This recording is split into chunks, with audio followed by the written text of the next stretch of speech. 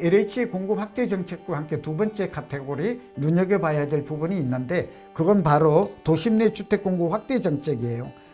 그래서 그 내용을 보았더니 선호도가 높은 지역에 노후화된 주택 유유부지 등을 재정비하여 실질적으로 공급하겠다. 정부가 몇 가지 구체적 대안을 제시했는데요. 도심 내 노후시설 유유부지 공급 확대인데 노후 공공 임대주택을 이제 전면 재건축하겠대요. 수서라든지 이런 쪽에 보면 노후 공공주택이 많은 거 아시죠? 이런 것들이 앞으로 재건축이 될 가능성이 굉장히 많아요. 그리고 이거는 우리가 투자와 관련돼 볼 수는 없는데 상계 마들지구 하계 5단지 이런 지역들은 지금 시범 지역이 될 것 같거든요. 이게 좀 여러분 관심을 가지면 좋을 것 같습니다.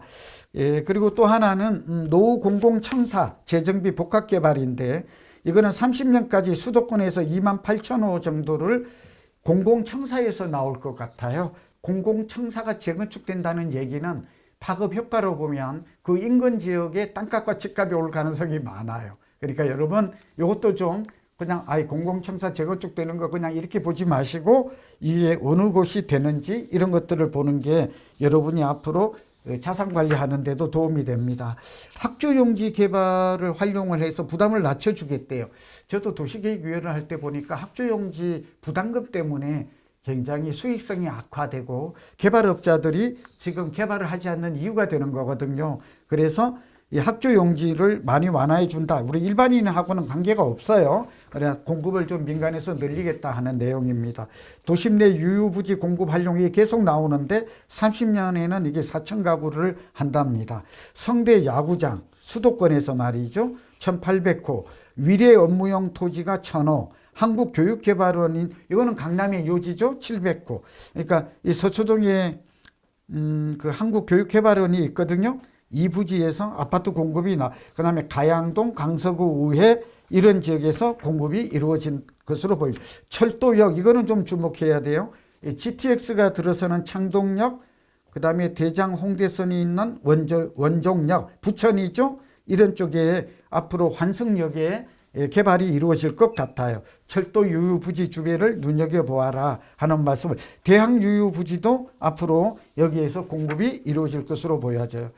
지금 또 관심 가질 곳은 재건축 재개발 정비사 활성화 쪽인데 재개발 재건축은 사실은 문재인 정부 때도 재건축 재개발을 활성화하겠다고 했지만 그때 되지 않았어요. 특히 윤석열 정부는 말만 하고 아무것도 하지 않았어요. 그런 측면에서 지금 재건축 재개발 활성화가 다시 또 나왔거든요. 기대 반 우려 반입니다. 공공도심복합개발 수도권에서 5만 호 크죠? 네, 135만 호 중 5만 호를 공공이에요. 도심복합사업을 통해서 하겠다는 거거든요. 용적률을 1.4배. 윤석열 정부는 용적률을 1.3배 높인다고 했는데 1.4배니까 좀 더 용적률이 높아졌다는 얘기는 공급 물량이 그만큼 늘어난다. 층고가 높아진다. 고밀복합개발, 고밀개발한다 이런 뜻이거든요. 그런 측면에서 앞으로 공공도심복합개발 사업은 상당히 주목해서 볼 필요가 있을 것으로 저는 봅니다. 1기 신도시 정비사업 개선이 굉장히 우리가 관심사항인데요. 1기 신도시 사업 선정 방식에서 현황인데요.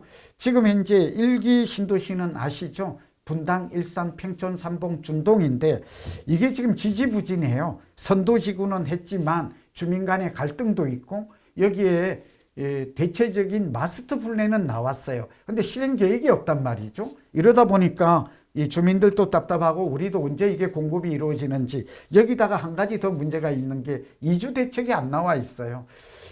분당만 해도 10만 가구 정도가 이주를 해야 되는데 이거 어디로 가요? 혹시 분당 주변에 지금 분당 주민들이 이주를 순차적으로 하겠다고 하지만 어디로 갈 지역이 있을까요? 제가 보기에는 하남 교산지구가 들어서지 않으면 이를 흡수할 수 있는 단주가 없단 말이죠. 정부도 이런 것들에 대한 대책, 그 다음에 세입자가 정책할 수 있는 거, 이번에 김윤덕 장관은 세입자의 정책 방안도 했다고 했으니까 좀 더 기대가 됩니다. 사업 절차 개선이 이제 주안점인데 어떻게 해서 신도시 개발을 활성화하겠느냐, 1기 특화 신도시 하겠나 봤더니 뭐 계획 지원 계획 수립을 지원하고 동의 간주 제도를 이제 하나로 합치하겠대요. 가름한다는 거거든요. 뭐 이런 것들은 너무나 당연하고 이주 관리, 뭐 상가 쪼개기 방지 이런 대책은 너무 당연합니다.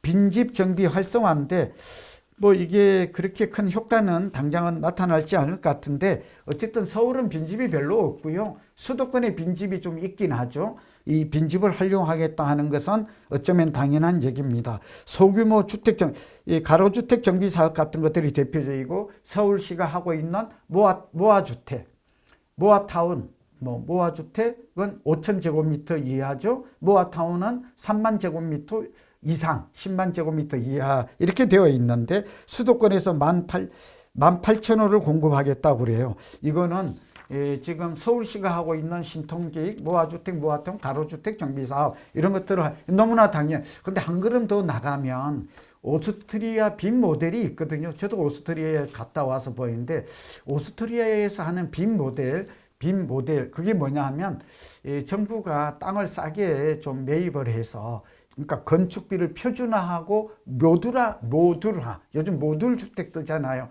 이번에도 그런 얘기를 김 장관께서 잠깐 언급해서 다행이다 싶은데 이제는 현장에서 이렇게 막 다세대 다가구 이렇게 짓는 거 이제 그럴 필요가 없거든요. 이제 건축 기술도 많이 발전, 무엇보다도 자재 같은 것들을 표준화한다면 가격을 30% 낮출 수가 있어요. 근데 우리나라는 지금까지 이런 제도를 도입하지 않았거든요. 모아주택, 모아타운까지도 보면 토지가 있다 하더라도 건축비가 문제가 돼요. 그러면 이 건축주가 그러니까 낡은 오래된 노후주택을 새로운 주택으로 하되 단독주택으로 재건축하는 게 아니라 이제 그러니까 단독주택, 다가구주택, 우리 다세대 주택도 이걸 공동주택, 아파트로 이렇게 탈바꿈하는 이런 정책들이 공급 확대에 도움이 있거든요. 방법은 어렵지 않아요. 선진국을 보면. 그래서 아까 말씀드린 대로 용적률과 충분한 그 다음에 인허가 기간만 단축해주는 이런 단순 제도 가지고는 큰 인센티브가 안 돼요. 집주인 돈이 없거든요. 그러니까 전세 있는 사람을 내보내려고 그러면 어떻게 해야 돼요? 전세 가격을 내줘야 돼요. 근데 정부는 이번 대책에서 전세 가격을 2억 원 이상은 안 해주겠대요. 그리고 이미 이 공시가격 더하기 그 전에 있던 선순위 근저당권한이 126% 이상이면 이제 허그라든지 HF 같은 데서 보증을 안 해줘요. 그런데 이게 되겠습니까? 제 얘기가 뜻을 좀 이해되시나? 집주인을 두둔하는 게 아니라 전세 대출도 막혀 있고 대출 줄 돈도 없고 그런데 그냥 활성화하겠다 하면 되겠습니까? 정비사업 제도를 통해서 40만 호 수도권에, 그러니까 서울에 40만 호, 수도권에 68만 호니까 이게 굉장히 중점이 되고 있어요. 그러니까 재건축, 재개발 말이 아니라 아주 구체적인 디테일한 지원 대책이 그러니까 금융대책, 건축 설계 같은 이런 대책도 같이 나왔으면 좋겠다. 이거 해결하지 않으면 이번 대책도 그냥 모양은 근사한데 실질적으로는 다음 대책이 또 나와야 될 겁니다. 지금 제가 걱정해서 이런 얘기를 좀 자세하게 여러분에게 하는 이유는 이 세 가지예요. 하나는 공급 부족이 있고 여기다가 금리도 내려요. 그런데다가 지금 전세 가격이 많이 올라요. 그러니까 금리만 1% 내려도 집값은 10% 오르거든요. 서울은 20% 오를 수 있거든요. 유동성이 지금 내년에 당장 정부의 예산안만 봐도 670조, 700조가 넘잖아요. 이 유동성이 어마어마. 이미 이재명 정부는 30조를 풀었어요. 이 돈이 어디 가요? 은행으로 가요? 다 이게 자산시장으로 옵니다. 채권, 주식, 부동산, 비트코인, 금, 은으로 가게. 이 돈을 가진 자들 은행에 맡겨놓고 만족하겠습니까? 이건 너무 상식이죠. 여기다가 인플레까지 와요. 그러면 결국은 은행에 예금하는 사람만 바보가 돼요. 인플레가 크게 오면 올수록 지금 인플레가 온다는 건 다 알고 있잖아요.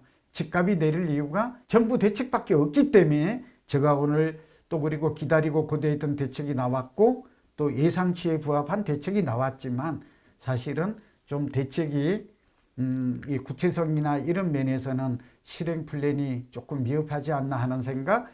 그리고 서울의 집값을 잡기에는 특히 지금 목표가 뭐예요? 하이엔드 주택, 똘똘한 한 채 쏠림 현상을 막는 거잖아요. 거기에는 좀 역부족이다.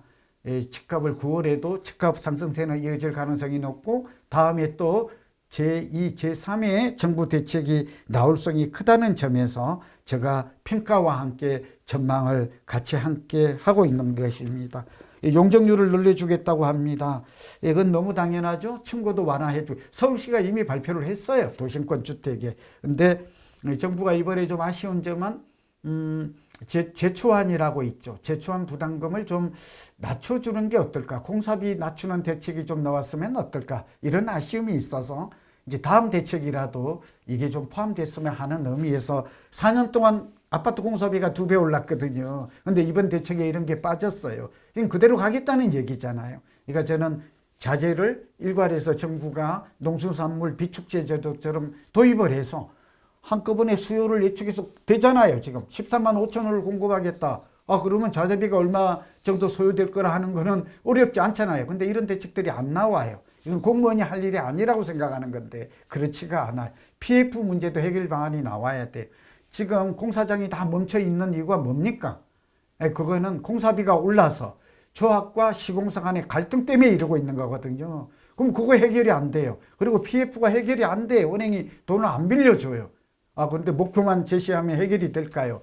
이제 그게 아니다. 이번에 보면서 저는 좀 프로답지는 못하다. 좀 이런 대책이 있었으면 좋겠다 하는 걸.